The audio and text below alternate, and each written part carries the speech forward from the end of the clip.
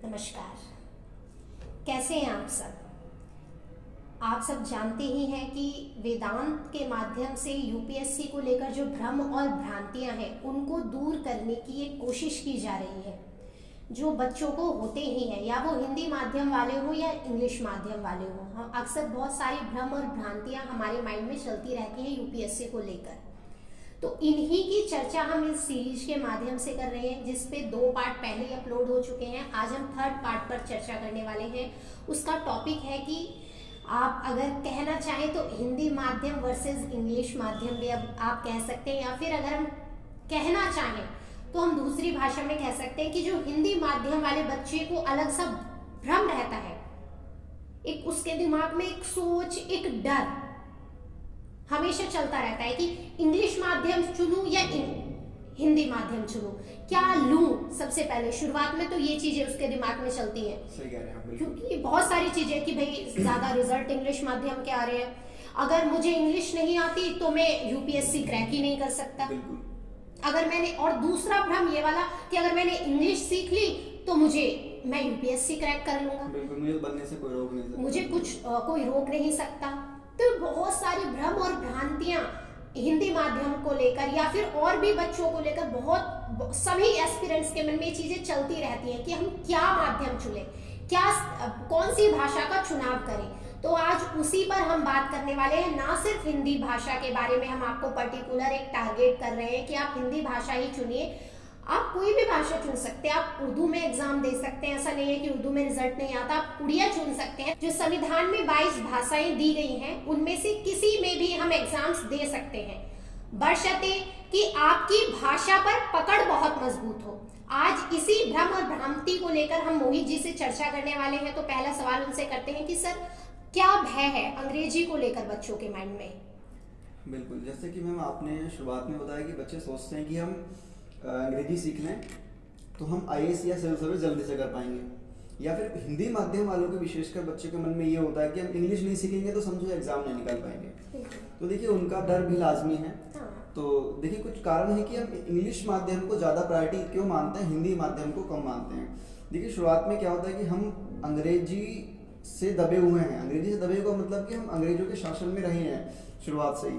जब ब्रिटिश काल था उन्होंने ये दिखाया था कि इंग्लिश ही सर्वोच्च है, अंग्रेज ही सर्वोच्च है, वो शासन कर सकते हैं, वही अच्छे से हम कानून बना सकते हैं अगर वो चाहें तो।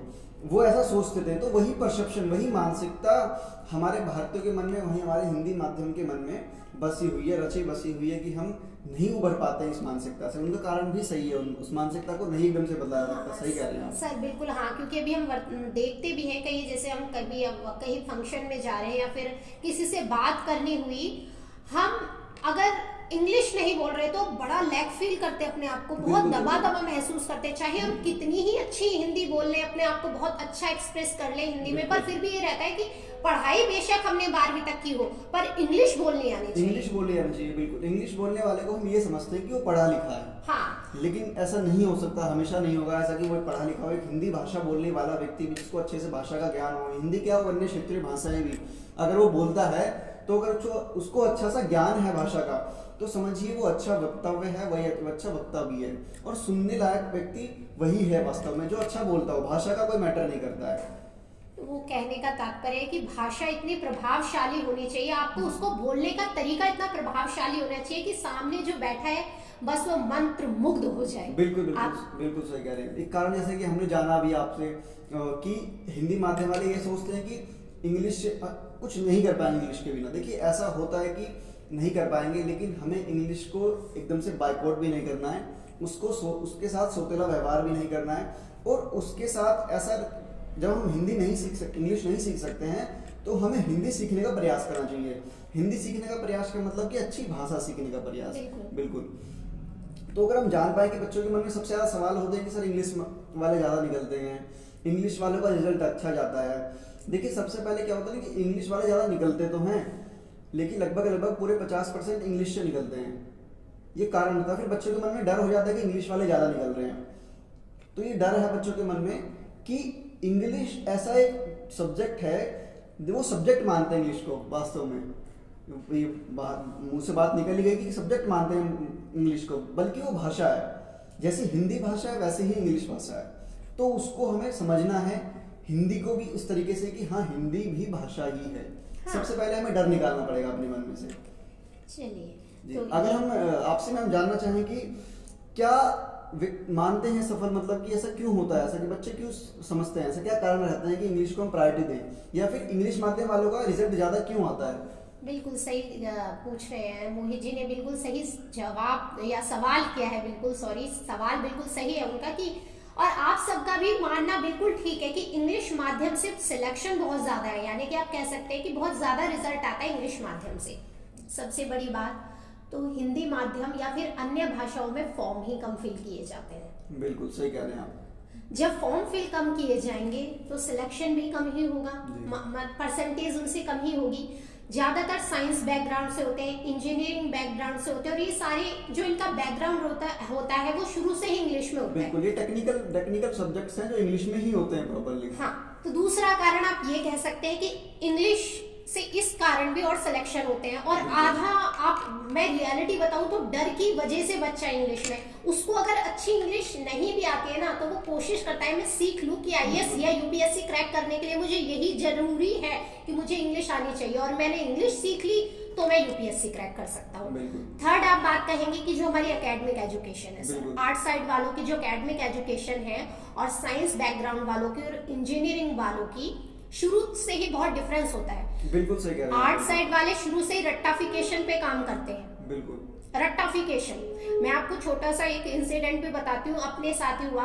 जब मैंने शुरू में पढ़ाना बच्चों को शुरू किया था तो मुझे ऐसा लगता था कि जो शब्द हैं सभी सब्जेक्ट के, आज भी ऐसा ही मानती हूँ मैं, अगर आप कोई तैयारी कर रहे हैं तो सभी सब्जेक्ट्स की अपनी कुछ शब्दावलियां होती हैं, चाहे वो इकोनॉमी हो, पॉलिटी हो, और उसकी भाषा को और उन शब्दावलियों को की परिभाषा जाननी आपको जरूरी है। जैसे इकोनॉमी में जैसे सर जीडीपी हमने पूरी पढ़ लिया कि भाई जीडीपी कैसे कम हो रही है, कैसे ऊपर गिर रही है, कैसे नीचे जा रही है, क्या हो रहा है, पर हमें पता ही नहीं है जीडीपी है क्या। बिल्कुल बिल्कुल, वास्तव में हम समझ नहीं पाते हैं। देखिए जीडीपी की फुल फॉर्म भी जानते हैं, जीडीपी को नहीं समझ पाते हैं हम। तो वही चीज है। तो मेरे से बच्चे ने कहा कि मैम आप बहुत क्लिष्ट हिंदी बोलते हैं, जबकि वो क्लिष्ट नहीं थी, बुक्स में वो वर्ड या पॉलिटी के वो वर्ड है जो हमें आने ही चाहिए।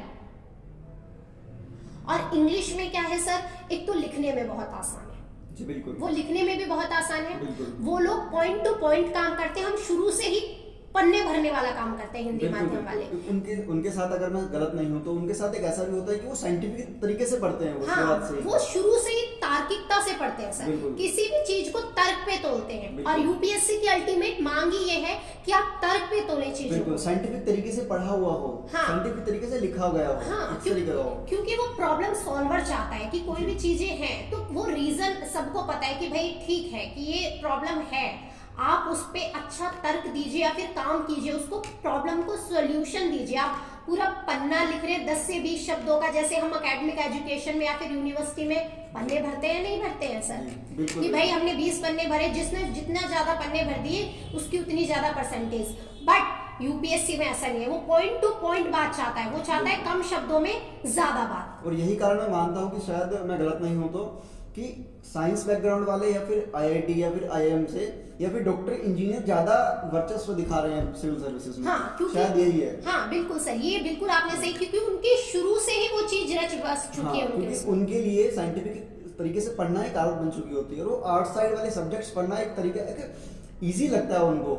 और अगर हम देखेंगे तो ऑप्शनल भी वो आर्ट्स वाले ह्यूमैनिटीज के ही सब्जेक्ट चुनते हैं वो, बल्कि अगर इंजीनियरिंग बैकग्राउंड है तो इंजीनियरिंग के सब्जेक्ट नहीं चुन रहे हैं वो। हाँ। लेकिन वो आर्ट्स वाले चुनते हैं क्योंकि वो तरीके से पढ़ना शुरुआत कर देते हैं शुरुआत से ही। और हमारे साथ अगर हम गैर साइंस सब्जेक्ट से हैं तो उनके साथ यही प्रॉब्लम होती है, चाहे वो आर्ट्स हो चाहे कॉमर्स हो, कि वो तरीके से साइंटिफिक तरीका, देखिए तरीके का मतलब ये मत समझना कि मैं आपकी तौहीन कर रहा हूँ या फिर आप तरीके से नहीं पढ़ते। देखिए साइंटिफिक तरीका होता है पढ़ने का भी, कि इस चीज को किस तरीके से पढ़े, अगर मैं गलत नहीं हूँ तो। बिल्कुल सर, बिल्कुल, ये बिल्कुल सारी चीजें। तो देखिए फॉर्म, सबसे पहली बात तो यही रही कि फॉर्म कम फिल किए जाते हैं। माफ कीजिएगा, मैं आपकी बात को काट रहा हूँ, कि अगर 100 फॉर्म भरे जाने तो उसमें से 50 इंग्लिश हैं, इंग्लिश के फॉर्म भरे जा रहे हैं ऐसा, और 50 अन्य भाषा है, उसमें हिंदी भी है, और दूसरी अन्य क्षेत्रीय भाषाएं भी हैं, ऐसा हाँ, बिल्कुल। बिल्कुल। तो कहीं ना कहीं यही कारण है कि एक तो फॉर्म फिल कम हो रहे हैं जी। हिंदी भाषा में या फिर अन्य क्षेत्रीय भाषाओं में, और साथ ही साथ दूसरी हमारी जो एकेडमिक एजुकेशन है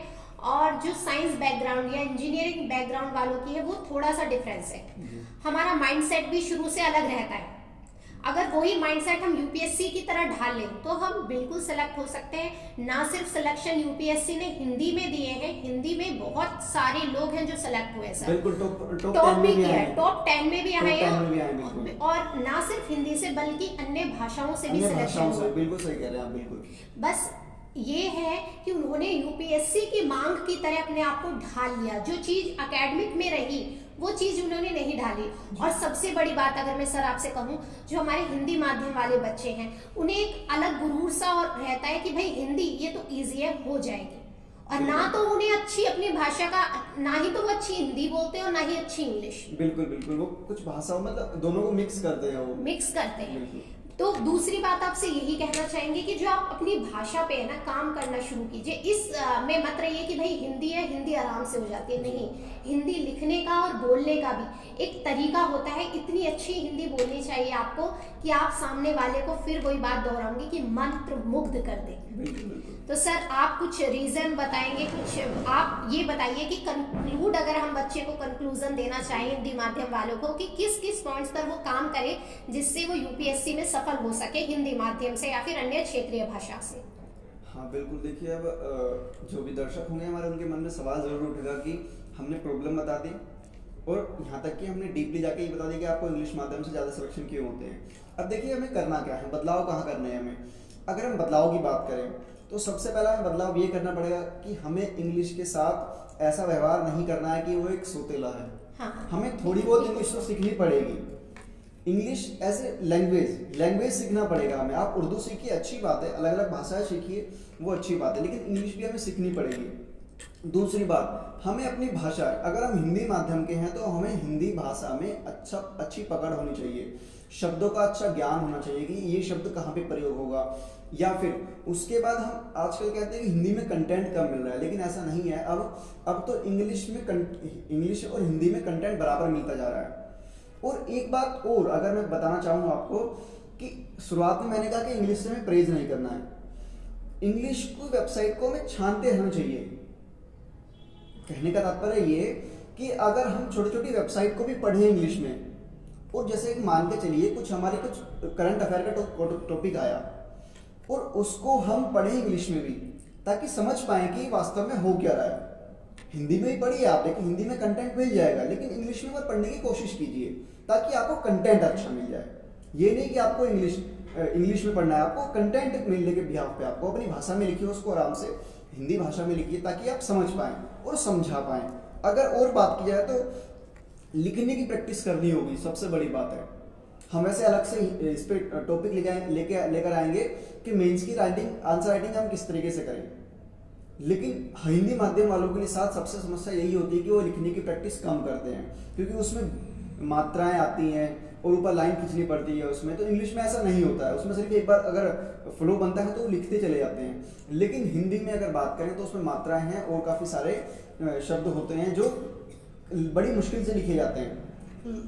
मोहित जी ने हमसे चर्चा कर ली कि हिंदी माध्यम में क्या चीजें रहती हैं, क्या होना चाहिए, क्या नहीं है, या अन्य क्षेत्रीय भाषा के बारे में भी हमने सारी परिचर्चा कर ली।